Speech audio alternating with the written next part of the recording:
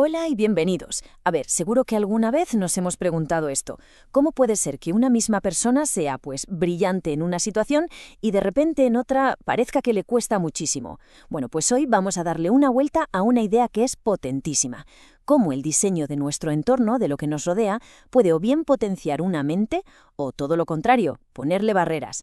Y para que esto se entienda bien, vamos a empezar con una historia. Es la historia de una niña, Lorea. Su caso nos va a servir de guía, como un hilo conductor, para entender esa relación que es clave entre una persona y su contexto.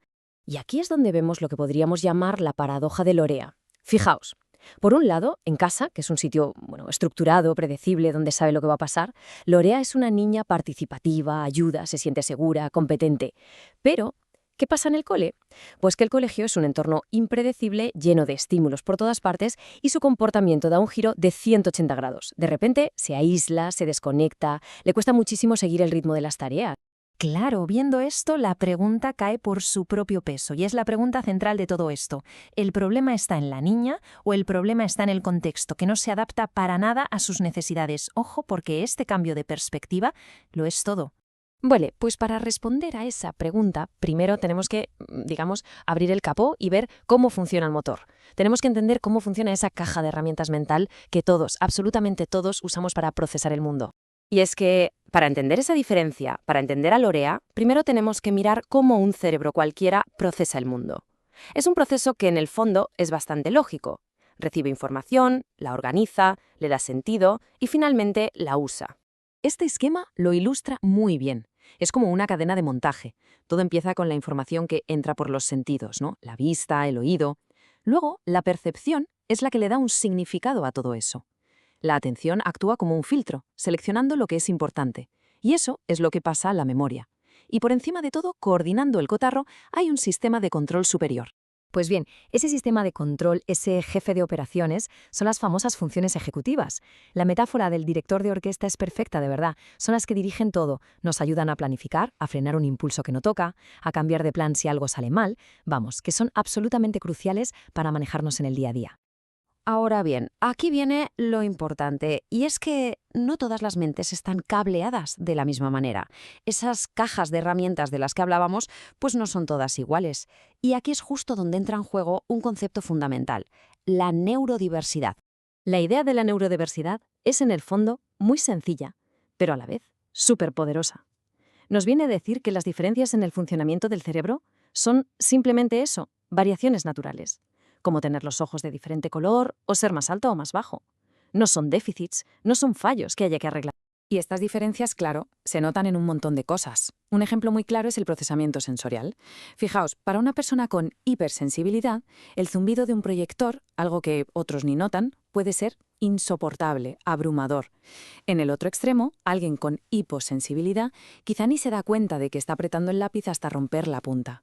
Es el mismo mundo, sí, pero dos experiencias radicalmente distintas.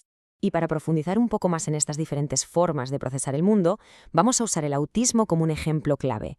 Lo vamos a explorar a través de 5 lentes o teorías distintas. Y es que esto es importante. No hay una única teoría que lo explique todo. Lo que tenemos son varias teorías que actúan como si fueran distintas lentes. Cada una nos permite enfocar un aspecto diferente y, al combinarlas, obtenemos una imagen mucho más completa y nítida de cómo puede funcionar una mente autista.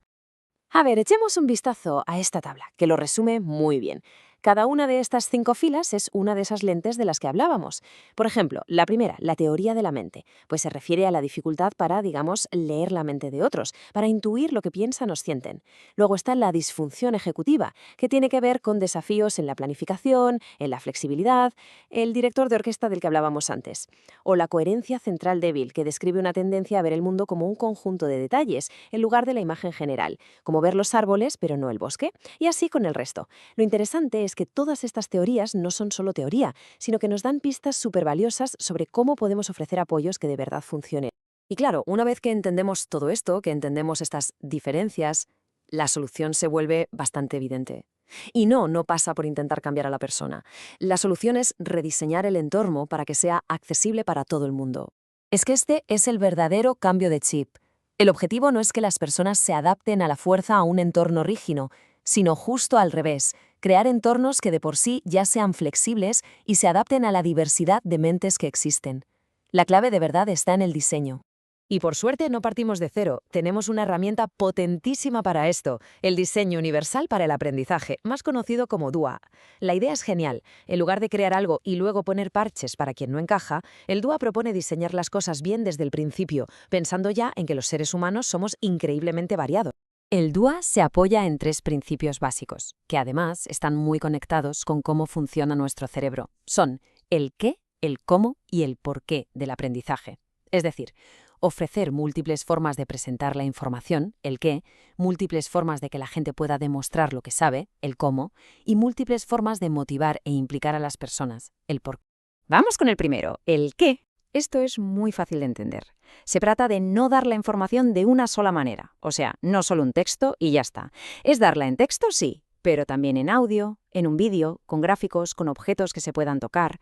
La idea es que cada persona pueda pillar la información por el canal que mejor le funcione. Luego tenemos el cómo. Esto va de cómo demostramos lo que hemos aprendido. En lugar del típico examen escrito para todo el mundo y punto, ¿por qué no dar más opciones? Que se pueda responder de forma oral, o haciendo un vídeo, o un dibujo, o un proyecto. O que se puedan usar herramientas de apoyo, como una calculadora o un esquema. Se trata de dar flexibilidad. Y por último, pero no menos importante, el por qué. El motor de todo.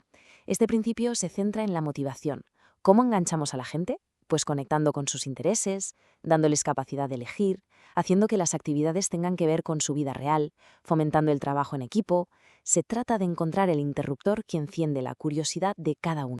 Y con todo esto en la cabeza, volvemos al principio, volvemos a Lorea. Pero ahora la vemos con otros ojos, ¿verdad? Porque ahora entendemos mucho mejor cuál es el verdadero problema que hay que resolver.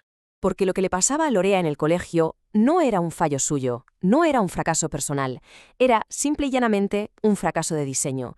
El entorno del colegio no estaba pensado para una mente como la suya, no estaba diseñado para coger su forma particular de procesar el mundo. Hay una cita que lo clava, que lo resume todo a la perfección. Dice, un buen diseño capacita, mientras que uno malo discapacita. Es así de claro.